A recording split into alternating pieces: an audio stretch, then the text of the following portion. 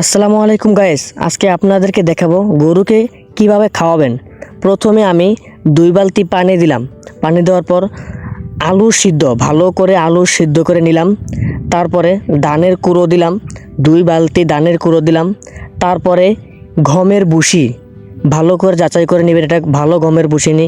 আমি ভালো গমের ভুসি এনেছি, ভালো গমের ভুসি।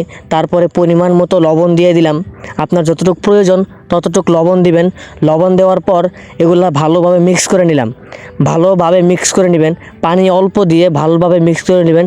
এগুলো যত আটকা আটকা থাকে সেরকমভাবে রাখবেন। পানি অল্প দিয়ে ভালোভাবে মিক্স করে নিয়ে তারপর এগুলা গরুর সামনে দিবেন। দেখবেন খুব ভালোভাবে এগুলা গরু খাচ্ছে।